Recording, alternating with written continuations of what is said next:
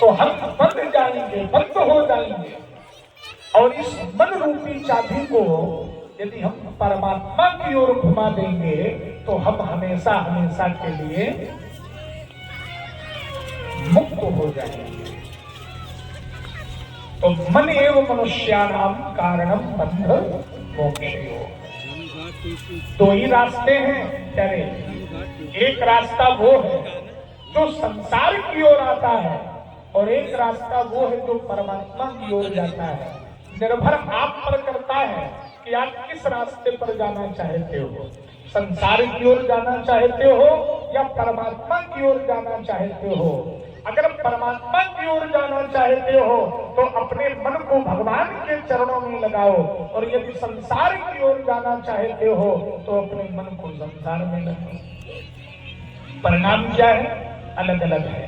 संसार की ओर यदि मन को लगाओगे तो बार बार संसार में आना पड़ेगा, और यदि परमात्मा की ओर मन को लगाओगे तो फिर कभी संसार में दोबारा आना, हमेशा के लिए मुक्त हो जाओगे। मैया ने कहा कि बेटा ये तो बड़ी कठिन बात है, ये मन तो बड़ा विलक्षण है, ये भगवान के चरणों में लगता ही नहीं है, क्या करें? ये मन अगर तो भगवान के चरणों में न लगे तो फिर इस मन को कैसे भगवान के चरणों में मोड़ा जाए, कैसे जोड़ा जाए परमात्मा से? तो महात्मा कपिल ने कहा कि इसका एक ही साधन है। क्या साधन है? कि अगर यह मन भगवान के चरणों में नहीं लगता है तो एक उपाय करो। कौन सा? जिनका मन भगवान के चरणों में पहले से लगा है, आप उनके चरणों को पकड़ लो। भाई आपको यहां से कानपुर जाना है, आप इतनी दूर पैदल चल के नहीं जा सकते हो, ध्यान देना। जा सकते हो क्या? इतनी दूर पैदल चल के जाना तो असंभव है। तो साधन की आवश्यकता पड़ती है। क्या करते हो? साधन करते हो। गंभीर से गाजीपुर पहुंचते हो, फिर गाजीपुर से फतेहपुर पहुंचते हो, फिर फतेहपुर से बस पर बैठते हो या ट्रेन पर बैठते हो। तब बैठ करके आप कहां पहुंचते हो? कानपुर पहुंचते हो। तो साधन की आवश्यकता पड़ी ना। तो साधन क्या है? साधन यही है कि यदि आप सीधे नहीं पहुंच सकते हो तो कोई एक ऐसा साधन ढूंढ लो जिस साधन के माध्यम से आप परमात्मा तक पहुंच जाओ। और वो साधन क्या है? वो साधन है संत। वो साधन क्या है? वो साधन है महात्मा। वो साधन क्या है? वो साधन है श्री गुरुदेव भगवान। आपका मन यदि परमात्मा से नहीं लगता, नहीं जुड़ता, उनके चरणों में आपका मन नहीं लगता है, तो आप एक कार्य करें, और वो कार्य यही है कि आप संतों के चरणों में स्वयं को समर्पित कर दें। तो वो संत क्या करेंगे? आपको परमात्मा से सीधे जोड़ देंगे, आपको भगवान से जोड़ देंगे। देवहूति ने पुनः प्रश्न किया, बेटा एक बात मेरे फिर समझ में नहीं आ रही है। आप कहते हो कि संतों से जुड़ जाए, अरे ये कैसे जाना जाए कि ये संत है? संतों की पहचान करना तो बड़ी कठिन है। हम ये कैसे जाने कि ये संत है? संसार में तो बहुत लोग अपना वेश बना करके भ्रमण कर रहे हैं संतों की तरह, लेकिन उनकी पहचान कैसे हो? ये कैसे जाना जाए कि ये संत है? तब महात्मा कपिल ने कहा कि संतों की यदि पहचान करना है तो जिसमें ये लक्षण मिल जाए, जान लो कि ये संत है। कौन कौन से लक्षण? तो महात्मा कपिल बतला रहे हैं अपनी मैया कि साधुओं के कौन कौन से लक्षण होते हैं। तो पहला लक्षण महात्मा कपिल ने बताया कि तितिक्षवः। पहला लक्षण क्या है? तितिक्षवः। साधुओं का पहला गुण है सहनशीलता। तितिक्षु होते हैं साधु। तितिक्षु माने सहनशील, बड़ी जल्दी गुस्सा नहीं होते, बड़ी जल्दी क्रोध नहीं करते, ये नहीं किसी ने कुछ कह दिया तो भड़क गए, शाप दे दिया। ये संतों का स्वभाव नहीं। सहनशील होना चाहिए, है ना।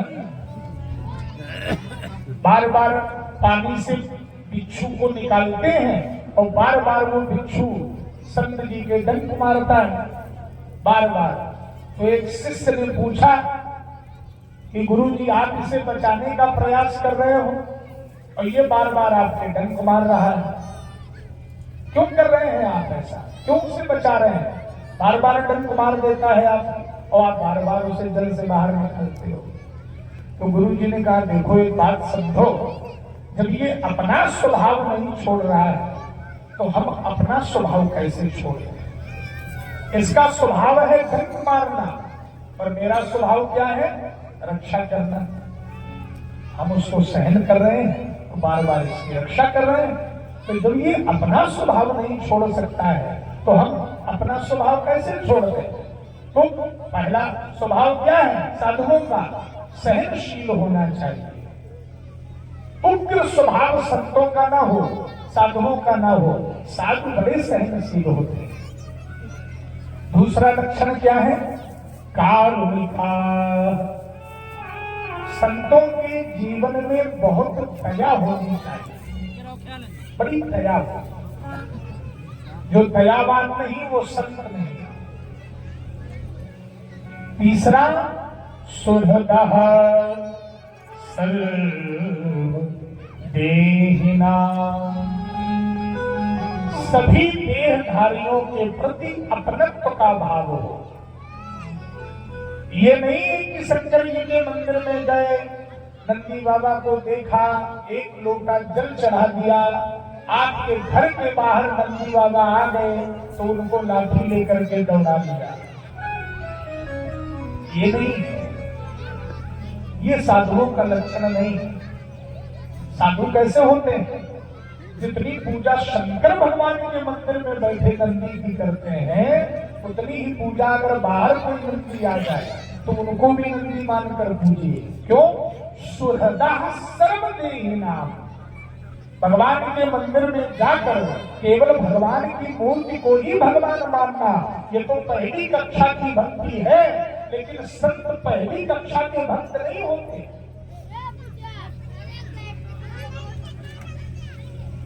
उन्नति भी तो होती है ना। पहली कक्षा से आप पराय स्नातक तक पहुंचेंगे तो ये तो पहली कक्षा की भक्ति है कि आप मंदिर में पहुंचे, भगवान को देखा, प्रणाम किया, वही पूजा की और बाहर निकले तो वातावरण बदल गया, स्वभाव बदल गया। ये नहीं होना चाहिए। पशुओं में, पक्षियों में, मनुष्यों में कोई भी जो भी आपको दिखाई पड़े सबके शरीर में किसका दर्शन करें? भगवान का दर्शन करें। ये नहीं कि स्वर्ण देवता आ गए तो ईटा उठा के मार दिया, ये नहीं। तब आपका व्यवहार नामदेव महात्मा की तरह होना चाहिए। हमारे रसोई घर में अगर स्वर्ण देवता प्रवेश कर जाए और एक रोटी उठाकर चल दे तो महात्मा नामदेव की तरह व्यवहार करिए। कौन सा व्यवहार? स्वर्ण देवता ने रोटी उठाई, चल दिए तो महात्मा नामदेव जी ने घी की रोटी उठाई चिपड़ी हुई और पीछे पीछे दौड़ने लगे, रे प्रभु ये सूखी रोटी आप लेकर कहां जा रहे हो? अरे ये घी की चुपड़ी रोटी प्रेम से पाइए ना। तो संतों का स्वभाव कैसा हो? सुहृदः सर्वदेहिना। पशुओं में भी उस परमात्मा का दर्शन करें। आत्मवत् सर्वभूतेषु सर्वभूतांतरात्मा। सब में वो परमात्मा है। ब्रह्मवाणी गीता में भगवान ने अर्जुन को उपदेश देते हुए यही कहा, जो ज्ञानी होते हैं, जो संत होते हैं, जो विवेकी होते हैं, वो क्या करते हैं? विद्याविनय संपन्ने ब्राह्मणे गविहस्तिनि सुनिश्चयं सुपाके च पंडिताः समदर्शिनः।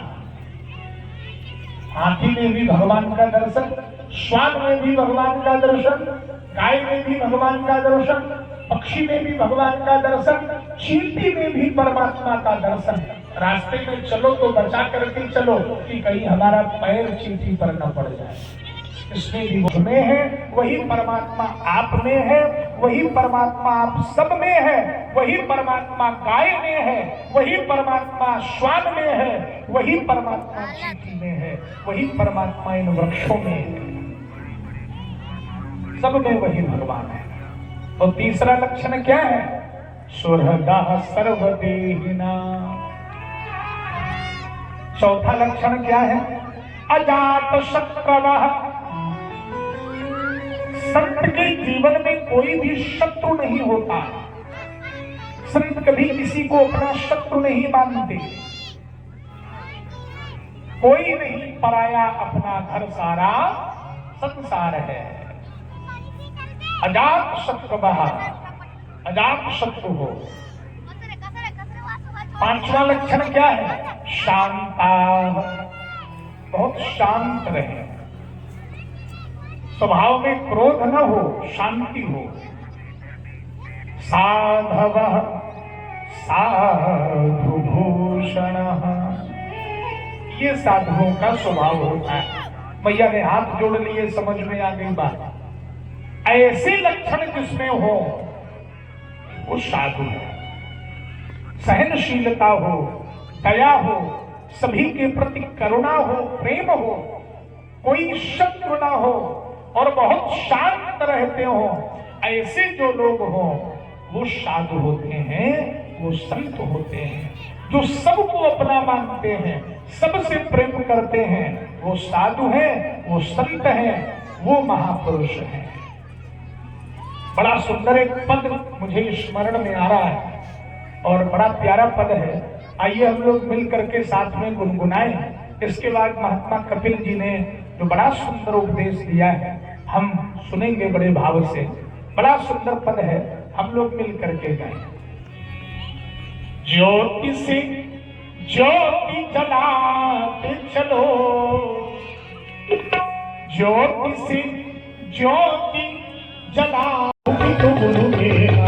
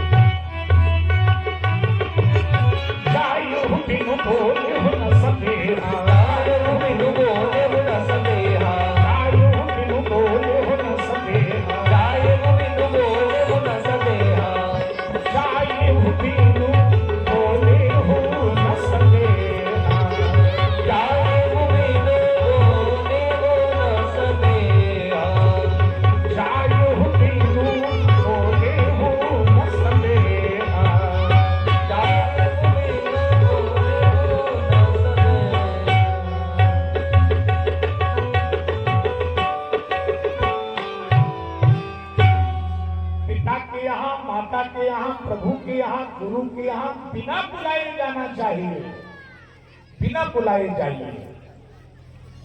लेकिन अगर वहां कोई विरोध मानता है, तदपि विरोध मान जहां कोई, तो तहां गए कल्याण न हो। ताकि नासिका का अग्रभाग हमें दिखाई पड़ता रहे। जो ये नाक है, इसका जो अग्रभाग है वो हमें दिखता रहे और भगवान के चरणों का ध्यान करें।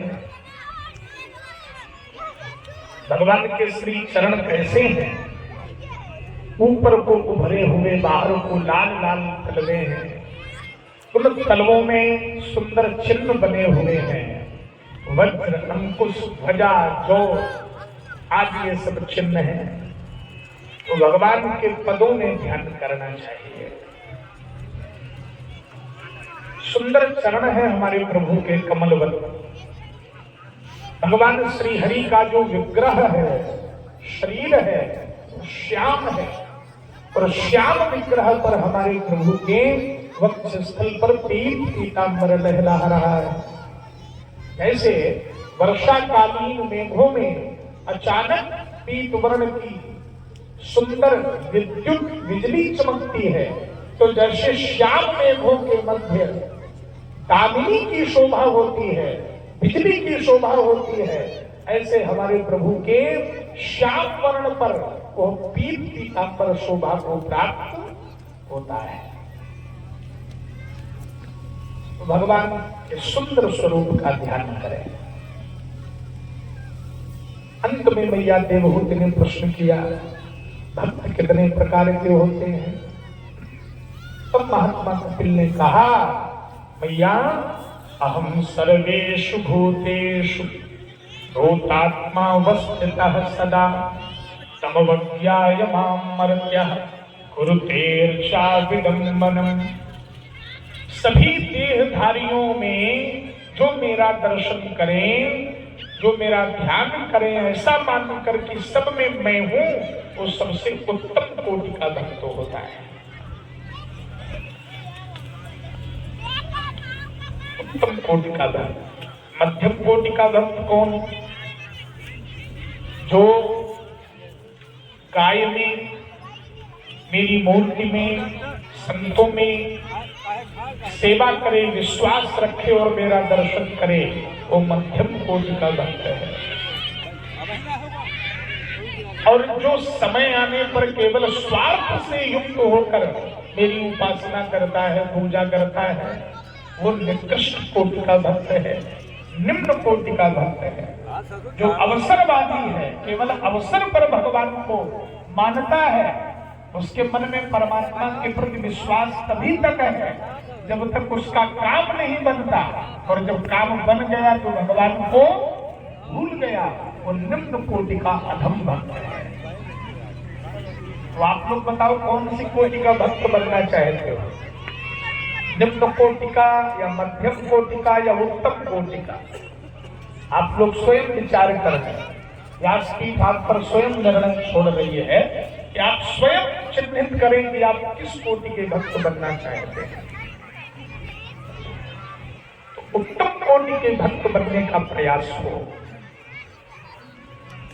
सुंदर सहज भाव में भगवान इस प्रकार 8 अध्यायों में महात्मा कपिल ने अष्टांग योग इत्यादि का वर्णन किया। यम नियम आसन प्राणायाम प्रत्याहार धारणा ध्यान और समाधि, तब तक वह मुक्त होने वाला नहीं है। मैया देवहूति ने हाथ जोड़ लिए, प्रसन्न हो गई, बोली, बेटा तेरे सारे उपदेश का मैंने एक सार निकाल लिया है। कौन सा सार? मैया कहती हैं कि यदि कोई चांडाल भी हो, लेकिन यदि भगवान के नाम का आश्रय लिए है, जिसकी वाणी में सतत परमात्मा का नाम है, वो चांडाल भी श्रेष्ठ है। तो भगवान के नाम का आश्रय लिए है।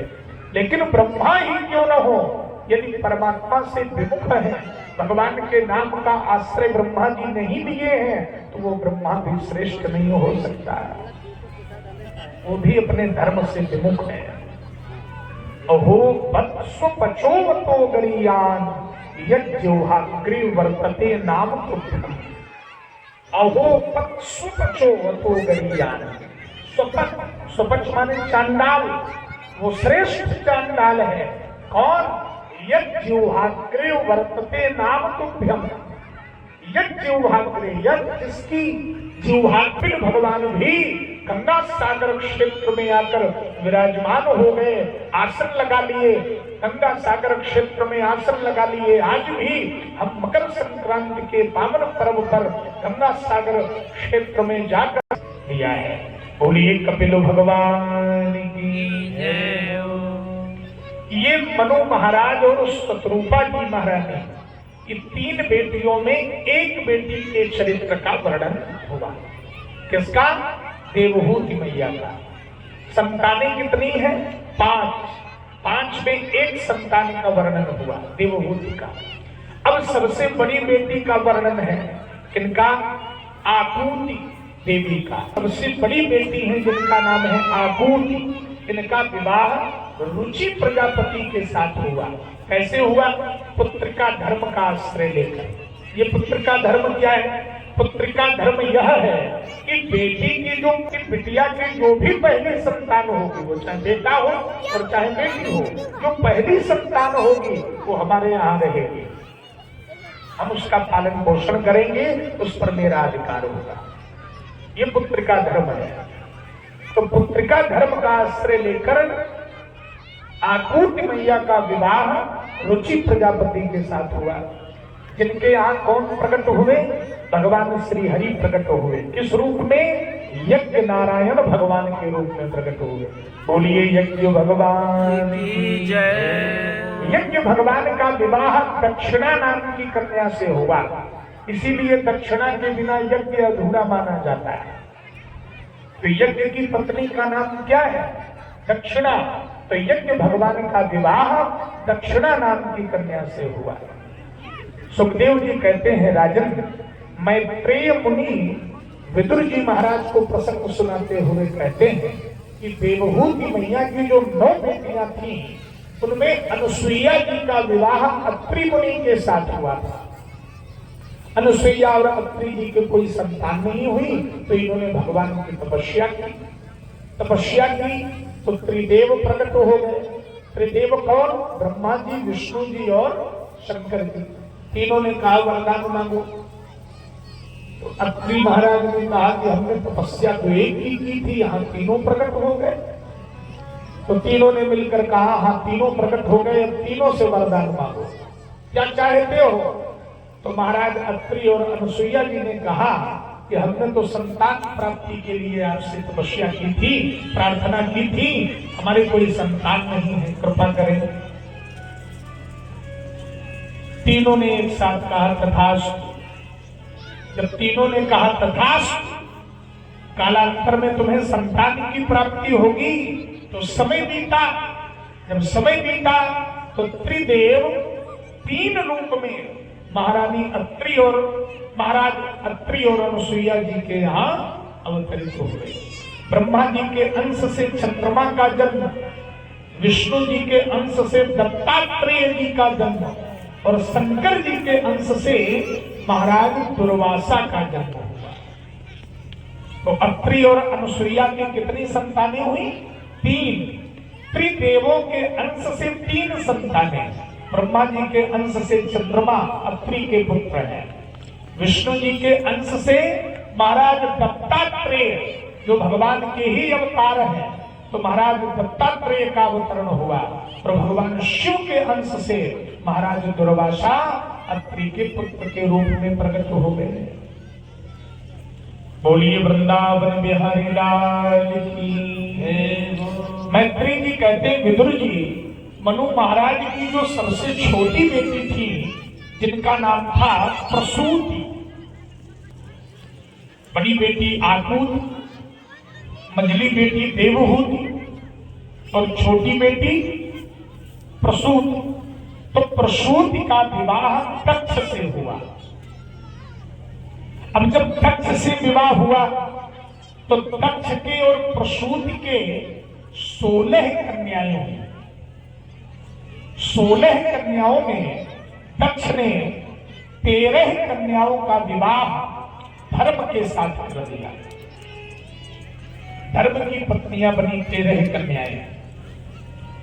धर्म की पत्नी जिसका नाम था मूर्ति, मूर्ति के गर्भ से भगवान नर और नारायण प्रकट हुए। ये भी भगवान के अवतार हैं। बोलिए नर नारायण भगवान की जय हो।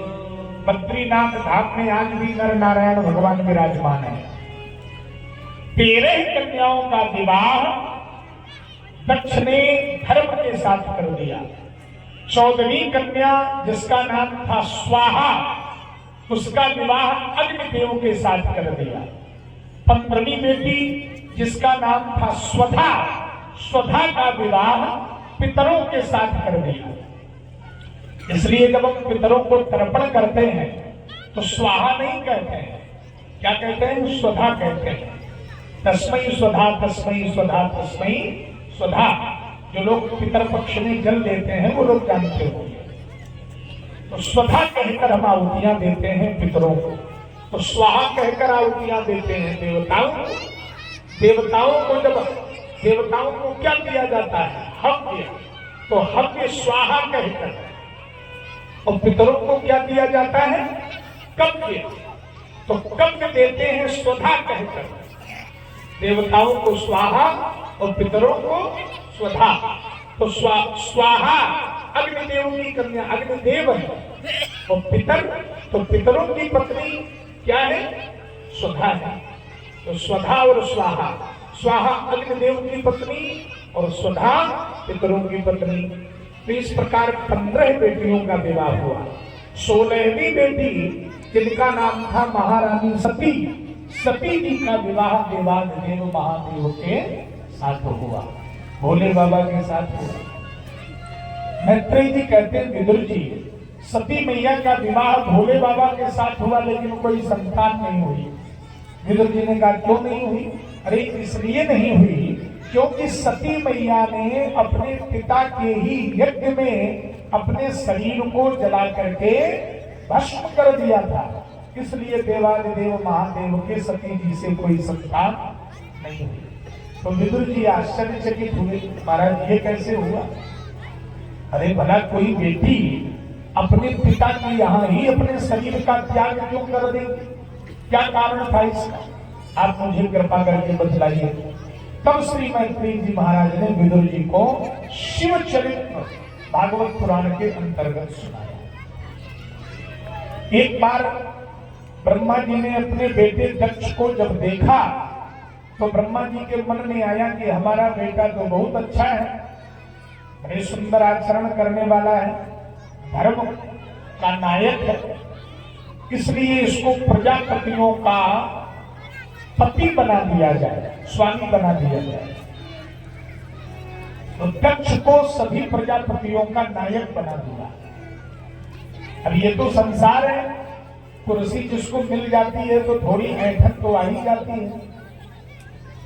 संसार में कोई ऐसा नहीं है जो कुर्सी पर बैठने के बाद है ना अपनी अकड़ ना दिखाता हो। थोड़ा सा भी जिसका संपर्क विधायक जी से होता है तो विधायक जी की तो बात ही अलग है। जिनका संपर्क भी विधायक जी से है वो भी सीना तान के चलते हैं, है कि नहीं? झुकते नहीं है जल्दी जल्दी। और दक्ष को तो सीधे सीधे प्रजापतियों का नायक बना दिया गया। नहीं को अस जन्मा जग माही तो प्रभुता पाई जाए मत नहीं। संसार में कोई ऐसा नहीं है जिसको प्रभुता पाने के बाद घमंड ना आता हो। ये तो पद की बात है, तो पद पर बैठने के बाद गर्व हो ही जाता है। जब दक्ष को पद मिल गया तो बड़े अहंकारी हो गए। एक दिन ब्रह्म सभा का आयोजन हुआ। उस ब्रह्म सभा में बड़े बड़े देवता महात्मा, ब्रह्मा जी, अनेकों सिद्ध मुनि गंधर्व, भोले बाबा के कुछ प्रिय गण, नंदी इत्यादि सब लोग बैठे। और उस ब्रह्म सभा का नायक प्रजापति दक्ष को ही बनाया गया। तो ब्रह्म सभा लगी हुई थी, सभी लोग बैठे थे। इतने में दक्ष आए,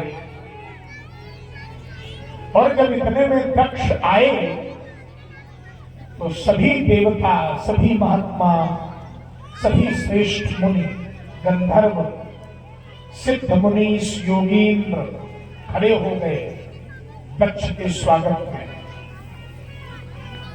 और जब खड़े हो गए दक्ष के स्वागत में, दक्ष ने देखा तो बड़ा कौन कौन? एक ब्रह्मा जी और एक भोले बाबा। तो ब्रह्मा जी पर जब दृष्टि पड़ी, ब्रह्मा जी नहीं खड़े हुए, तो दक्ष ने सोचा कि ये तो पिताजी हैं, और पिताजी काहे को हमारे सम्मान में खड़े होंगे, कोई बात नहीं। लेकिन जैसे ही दक्ष की दृष्टि भोले बाबा पर पहुंची तो माथा खराब हो गया। और दामाद भी पुत्र की तरह होता है। सब लोग खड़े हुए, सबने हमारा स्वागत किया, लेकिन ये शंकर नहीं खड़ा हुआ। आवेशित हो गए दक्ष, आवेशित हो गए। तो आवेश में आकर दक्ष ने सबको तो बिठा दिया। भोले बाबा भी बैठ गए, तो पहले से ही बैठे थे। तो सबके सामने प्रजापति दक्ष ने भोले बाबा का अपमान करना शुरू कर दिया। श्रूयतां ब्रह्मर्षयो में सहदेवा सहानयः साधूनां ब्रुवते भृत्यं नाज्ञानां संवत्सरा। क्या कहते हैं दक्ष? श्रूयतां ब्रह्मर्षयों में सह देवा सहात्मया। अरे देवताओं, अरे ऋषियों, अरे महात्माओं, ये सभा साधुओं की है, इसमें असाधुओं का कोई भी स्थान नहीं है। अब सब देवता एक दूसरे की ओर देखने लगे कि भैया इसमें असाधु कौन बैठा है, सब तो साधु है। अरे सब साधु का तात्पर्य सब पूज्य है, सब श्रेष्ठ है। ब्रह्मा जी बैठे हैं, देवता बैठे हैं, मुनि बैठे हैं, भोले बाबा बैठे हैं, और अब तो दक्ष भी आ गए हैं, तो अब इनमें असाधु कौन है? सब तो साधु है। तो सब एक दूसरे की ओर देखने लगे। प्रजापति दक्ष ने समझा कि अभी लोग समझ नहीं पाएंगे। जब अधिक अहंकार होता है तो व्यक्ति बहुत गहराई से अपमान करता है। तो प्रजापति दक्ष ने समझा कि अभी सब लोग समझे नहीं कि किसकी बात कर रहे हैं।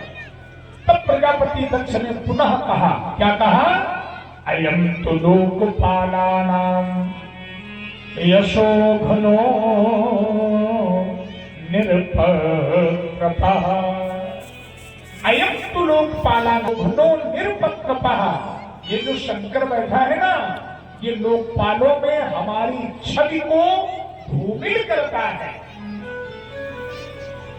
अरे मैंने अपने पिता के कहने पर अपनी मृगलोचनी कन्या इस शंकर को ब्याह दी।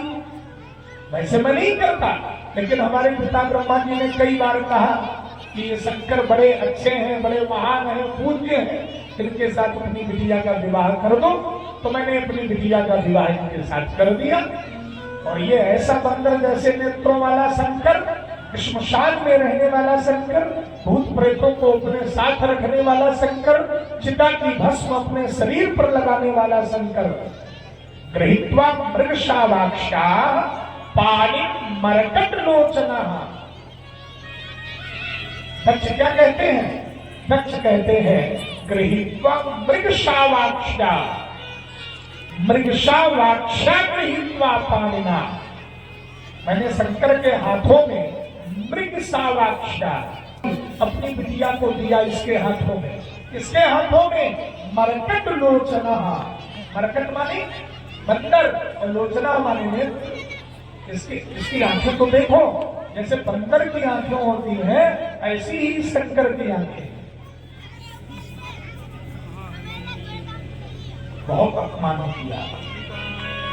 जब बहुत अपमान किया तो दक्ष से तो सभी डरते थे, क्योंकि प्रजापतियों का नायक अब दक्ष के विरोध में बोले कौन? कोई नहीं खड़ा हुआ। लेकिन भोले बाबा के एक प्रिय गण, जिनका नाम था नंदी महाराज, अरे दक्ष, तुम इस मुख से भगवान शिव का अपमान कर रहे हो।